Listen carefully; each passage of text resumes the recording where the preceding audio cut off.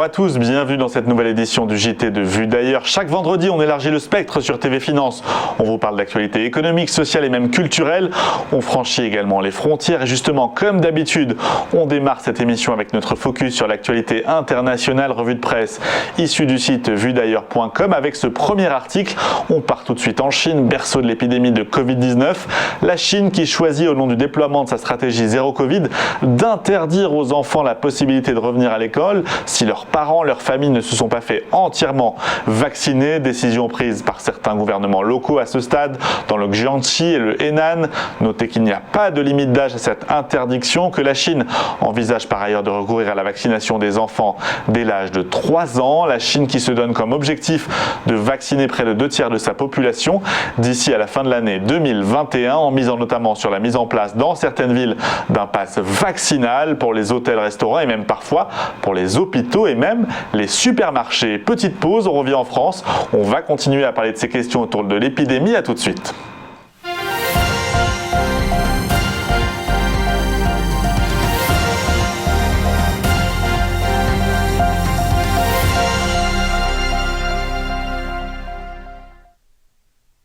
Retour en France dans ce JT de vuedailleurs.com. Nouvel article portant sur l'épidémie de Covid-19.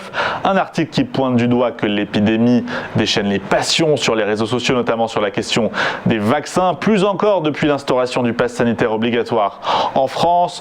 Une liberté de parole qui ne s'accompagne pas forcément du travail de vérification propre aux journalistes et qui agrège supputations scientifiques, discours de haine, anti-Macron et autres théories complotistes, des théories prétendument scientifiques auxquelles semble adhérer un Français sur 3 qui croit que le ministère de la Santé serait de mèche avec les labos pharmaceutiques pour dissimuler la nocivité des vaccins, un vaccin qui tuerait en masse, qui altérerait notre ADN, qui rendrait stérile ou qui permettrait d'implanter une puce à l'intérieur du corps. Les fausses rumeurs ne manquent pas. Des doutes sur l'efficacité des vaccins, principalement émis par les jeunes, par les sympathisants de l'extrême droite également, qui n'hésitent pas à associer la gestion de la crise sanitaire à une véritable dictature. On s'arrête quelques instants, on revient juste après et on se penchera sur un élément d'actualité économique et sociale.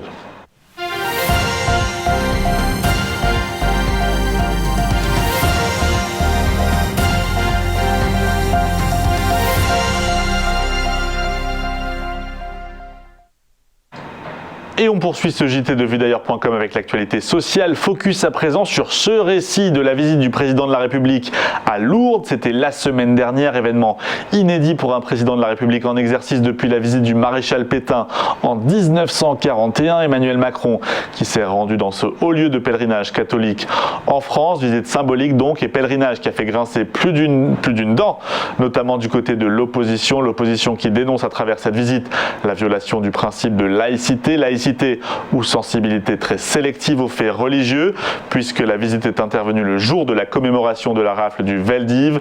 Le député insoumis Bastien Lachaud parle d'injures à la mémoire de la Shoah, injures qui s'ajoutent à l'insulte à la République, une visite qui n'a même pas été du goût de tous les catholiques, puisqu'Emmanuel Macron a eu l'occasion de se faire traiter d'athée primaire au cours de son passage à Lourdes. La vie de président qui ressemble décidément à un sacré sacerdoce. Petite pause dans ce JT de vuedailleurs.com. On passe juste après à l'actualité culturelle. Je vous dis à tout de suite.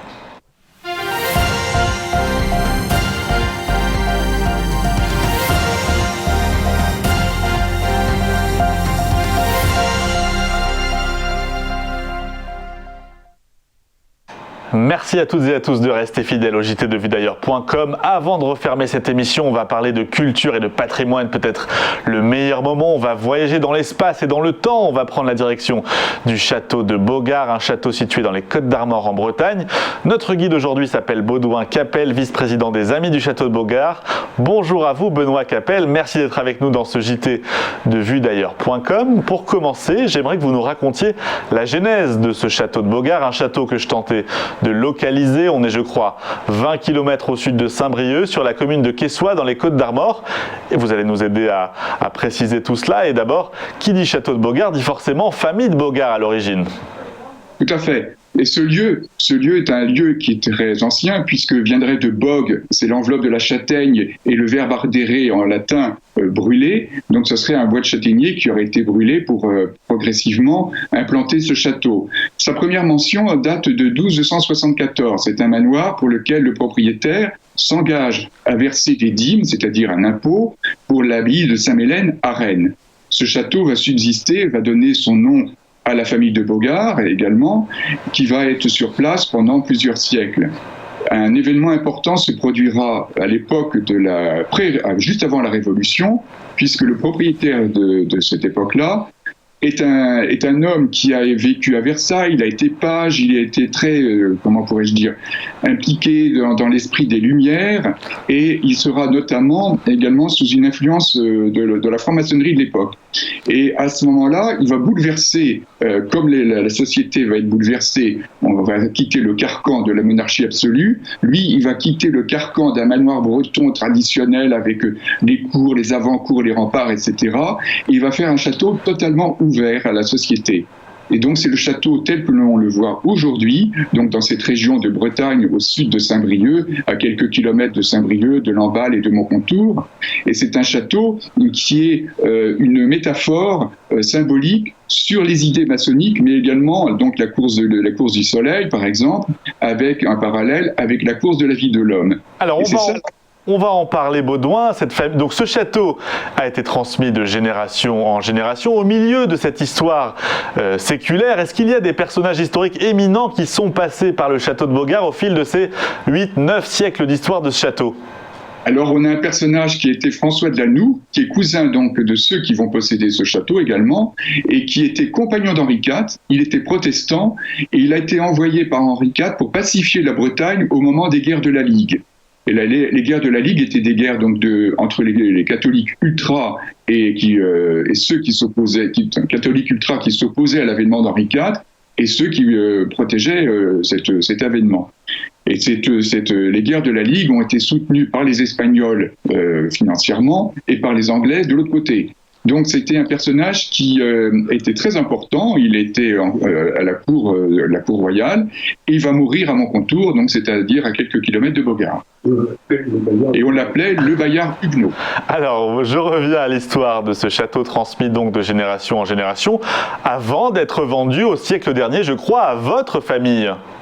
Absolument. Et sur les 800 ans d'histoire de ce lieu, c'est la première vente qui interviendra réellement. Il y aura une vente qui était une vente fictive au moment de la vente des biens nationaux, puisque le propriétaire était parti en immigration, mais c'est une vente fictive à une cousine. La véritable vente, c'est celle qui intervient donc au milieu du XXe siècle, à ma famille, et c'est la seule fois en 800 ans. Qu'est-ce qui a motivé, alors je vais oser le terme horrible, mais qu'est-ce qui a motivé cet investissement, si je peux oser ? Parce que ma famille est originaire de Normandie et mon père n'avait pas eu la propriété familiale. Donc mes parents ont recherché quelque chose qui soit à proximité de la mer. Ils ont eu le coup de foudre pour cette propriété et c'est comme ça qu'ils ont investi. Donc moi j'ai passé toute ma jeunesse à Bogard, j'ai fait mes études ensuite à Rennes, voilà. Et je suis avec mon frère investi sur Bogard depuis, par la transmission, je dirais, successorale. Et de mon côté, ainsi que mon frère, qui est à côté de nous, nous préparons la transition pour la génération suivante. Et c'est pour ça que vous avez mon neveu qui m'encadre également. Vous avez donc reçu ce château en héritage, il fait partie de l'ADN de votre famille, on l'a bien compris. Quelle est votre relation à vous, à ce château ? Qu'est-ce qui le rend si spécial à vos yeux ? Ce qui est spécial, c'est que je trouve, pour moi, il est très symbolique. Il est symbolique de toute l'évolution de la société. Je vous l'ai dit tout à l'heure quand il y a eu cette rupture au moment de la guerre de la Révolution. Et je trouve qu'au jour d'aujourd'hui, il est symbolique également par son ouverture d'esprit, par le fait qu'il reçoit beaucoup de gens pour des manifestations qui peuvent être des manifestations de mariage. Ça peut être il y a tout un côté économique, mais il y a également un côté culturel. Et puis, il y a un côté social également, donc que l'on peut développer si vous souhaitez, pour expliquer un peu tout ça. Alors, je vais d'abord prolonger ma question en vous demandant quelque chose de très simple. Que diriez-vous à quelqu'un qui aurait le tort de ne jamais avoir entendu parler du château de Bogard pour lui présenter, pour lui raconter ce château, mais en quelques mots ? Eh bien, je lui dirais, venez voir ce château parce que vous retrouvez sur place tout ce qui a été mis en place dans l'esprit des Lumières à la fin du XVIIIe. Rien n'a changé, il n'y a pas de verrue. Et tel que les choses existaient avant la Révolution, quand le personnage est parti en émigration, on les retrouve sur le premier cadastre de 1807, alors qu'il n'y a pas eu de travaux entre son départ et ce cadastre, et on les retrouve aujourd'hui de manière similaire quand on va visiter. Je trouve que ça, c'est quelque chose que je trouve très vivant. On est imprégné de ces idées, de cette volonté d'ouverture d'esprit et d'ouverture sociale. Moi, c'est ça que j'aime. Alors, je reviens justement à cet article publié sur le site vuedailleurs.com, on le voyait à l'écran. Il explique votre participation à cette émission aujourd'hui. Le château de Bogarde qui est décrit comme offrant tout particulièrement un témoignage des lumières de la franc-maçonnerie au XVIIIe siècle. Est-ce que vous pouvez nous en dire plus? Pourquoi un focus sur cette période spécifiquement? Parce que on est totalement dans cet esprit au moment de la création. Donc j'utilise, je rappelle la métaphore. On a un axe qui est l'axe est-ouest, sur lequel se lève le soleil. Le soleil se lève à l'est sur une pelouse de forme ovale. C'est un œuf, c'est la symbolique de la vie. Il est à son zénith au-dessus du château et il continue sa course sur une perspective qui fait à peu près 8 à 900 mètres. Il va se coucher sur les collines qui sont en face. C'est la course du soleil, mais c'est également la course de la vie de l'homme, avec la naissance sur la partie qui est symbolisée par l'œuf, la maturité de l'homme quand le soleil est à son zénith, et puis la vieillesse et la mort. Cette course du soleil et de la vie de l'homme, elle se retrouve également symboliquement sur un axe qui est l'axe nord-sud. Au nord, il installe un jardin qui existe toujours avec des allées en cours, des intersections qu'on découvre, on ne sait pas quelle allée prendre. C'est toutes les questions qu'on se pose dans la vie, où est le bien, le mal. Et il réalise un jardin au sud qui est formé de 6 triangles convergents et un 7e sur le côté. On est donc dans ce qu'on appelle le jardin de la connaissance et les 7 triangles symbolisent les 7 membres d'une loge. Voilà, c'est ça qui est intéressant parce que c'est la symbolique du 18e dans la franc-maçonnerie telle qu'on peut également la constater aujourd'hui. C'est absolument intéressant, donc on peut venir visiter le château de Bogarde, un château que vous faites vivre au travers d'animations culturelles où on peut organiser des événements privés également, c'est bien ça ? Absolument. Et ce témoignage dont on parle, les gens peuvent le visiter à l'extérieur, mais peuvent le visiter également à l'intérieur. Et dans un des salons du château, on retrouve une marqueterie qui est formée de 9 bois adhésifs différents, avec une symbolique maçonnique qui est claire.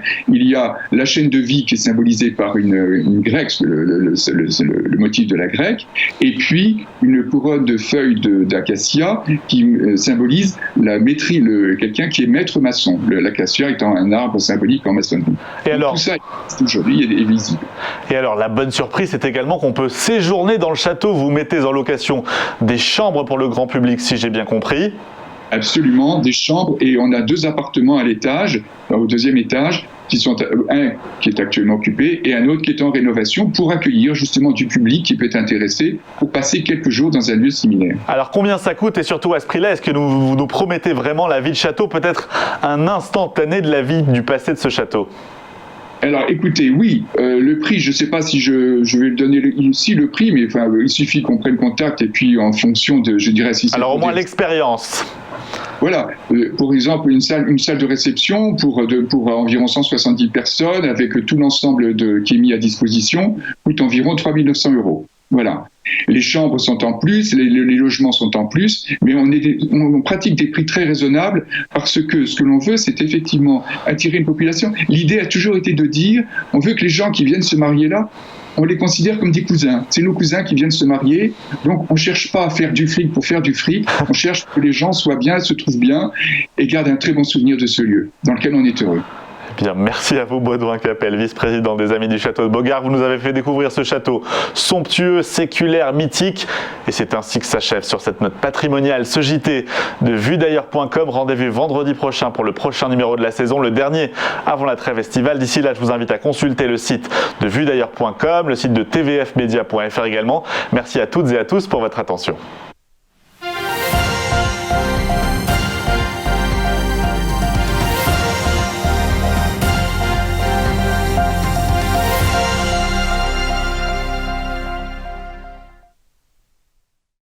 Bonjour à tous et bienvenue dans notre émission Entreprise et Innovation, votre rendez-vous innovation, développement économique et enjeux du digital sur TV Finance. Tous les jours, TV Finance met en lumière une société, un projet, des hommes et des femmes qui font l'entreprise d'aujourd'hui et de demain dans un monde en perpétuelle évolution. Pour y participer, contactez-nous sur tvfinance.fr.